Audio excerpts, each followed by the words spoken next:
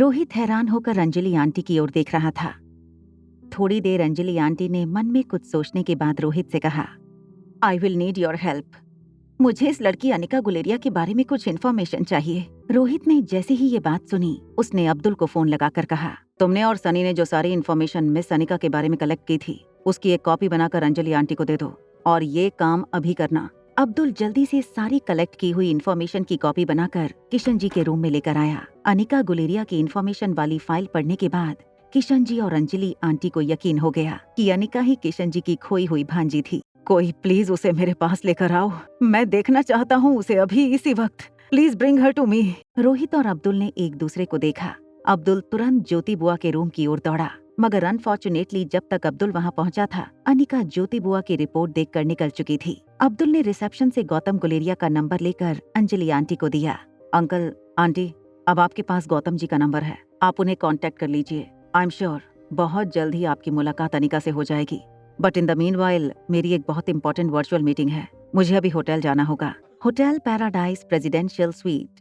रिया अपने टैबलेट पर गेम खेलते खेलते आर्यन से फोन पर बातें कर रही थी। मेरे साथ कुछ दिन की संगत ने तुम्हें पूरी तरह से बदल दिया है। तुम भी अब स्मार्ट हो गए हो। मुझे तुम्हारा आइडिया बहुत अच्छा लगा। अगर मॉम डैड की दादी माँ का इलाज करती हैं, तो तुम इनोसेंट प्रूव हो जाओगे और मम्मा को तुम्हारे बारे में सारी इन्फॉर्मेशन भी मिल जाएगी। फिर अचानक रिया को एक बात याद आई। वो अपनी जगह से खड़ी होकर बालकनी में चली गई। अब वो थोड़ी धीमी आवाज में आर्यन से बातें करने लगी। सुनो, इस खुशी के मौके पर अगर आज तुम्हारी बहन तुमसे कुछ मांगे तो क्या तुम उसे दोगे? जो तुम कहो वो मैं करूँगा, इट्स अ प्रॉमिस। सच बताओ, मेरी पहनी हुई फ्रॉक में तुम बहुत क्यूट लग रहे थे ना, as beautiful as I am. Oh God, I missed it. मुझे तुम्हें उस फ्रॉक में देखना था। चाहे कुछ भी हो जाए, क्या तुम वो फ्रॉक फिर से पहनोगे और मुझे तुम्हारी एक पिक्चर भेजोगे? आर्यन अपनी ही दिए हुए प्रॉमिस में फंस चुका था। आर्यन जितना रिया से प्यार करता था, उतना ही उससे डरता भी था। फोन रखते ही आर्यन अपने वार्डरोब के पास गया। वो बिल्कुल नीचे के ड्रॉर में वो पिंक ड्रेस ढूंढने लगा, मगर आज उसे वो ड्रेस वहाँ मिल नहीं रही थी। आर्यन हैरान हो गया। आर्यन को परेशान देखकर रोहित ने उससे पूछा, क्या ढूंढ रहे हो? क्या मैं तुम्हारी मदद कर सकता हूँ? मैंने यहाँ एक ड्रेस रखी थी, अब वो मिल नहीं रही है। देखो बेटा, वो जो ड्रेस थी वो तुम्हारे लिए नहीं थी। तुम नहीं पहन सकते वो ड्रेस, इसलिए मैंने वो ड्रेस किसी को दे दी। बिना पूछे आपने मेरी कोई चीज किसी को कैसे दे दी? आप ऐसा नहीं कर सकते। आप ही ने सिखाया था, बिना इजाजत किसी भी चीज को हाथ नहीं लगाते। फिर आपने मेरी चीज को कैसे हाथ लगाया और उसे किसी और को दे दिया? आर्यन की आवाज सुनकर सनी भी दौड़कर कमरे में आ गया। रोहित ने आर्यन का गुस्सा शांत करते हुए कहा, आज शाम मेरे दोस्तों ने एक छोटी सी डिनर पार्टी रखी है, क्या हम बाप बेटे साथ चलें? आर्यन ने कोई जवाब नहीं दिया।